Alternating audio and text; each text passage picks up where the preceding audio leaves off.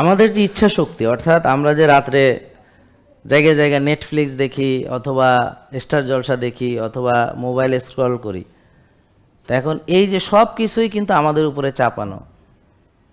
নেটফ্লিক্সও আমাদের না, স্টার জলসাও আমাদের না, ঠিক আছে? আর এই যে কি বলে মোবাইল যে আমরা এরকম স্ক্রল করি, এগুলো সব ওরা, এই যে ফেসবুক কারা বানাইছে, মোবাইল কারা বানাইছে, বুঝতে পারছেন? ইন্টারনেট কারা বানাইছে, আপনারা দেখেন, চিন্তা করে দেখেন। তো গ্রামের মানুষের কি ইন্টারনেট ছিল ভাই?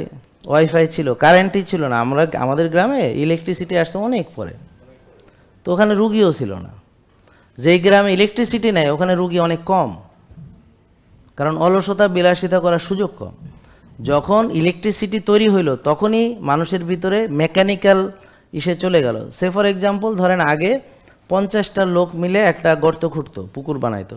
একটা মেশিন এখন 100টা লোক 150টা লোকের কাজ করে দেয়। খাবলা মারে 10 খাবলায় শেষ। বেকো মেশিন, তাই না? হ্যাঁ হ্যাঁ, এক্সকাভেটর। ওই তো ধরো একটা পুকুর বা দিঘি খুঁড়বা, দেখবা 150 লোক যে কাজ করতে পারে, বা মানে এক একটার ক্যাপাসিটি আছে, 300 লোকের সমান কাজ করে, 200 লোকের সমান, 150 লোকের সমান, আছে না এরকম বিভিন্ন ক্যাপাসিটি আছে।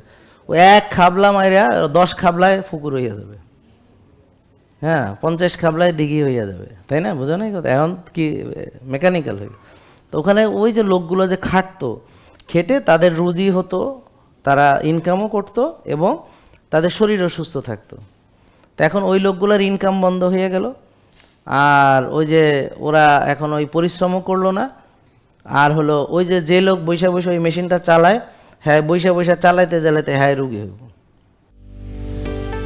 জেকে লাইফস্টাইল, ওষুধ মুক্ত সুস্থ জীবন।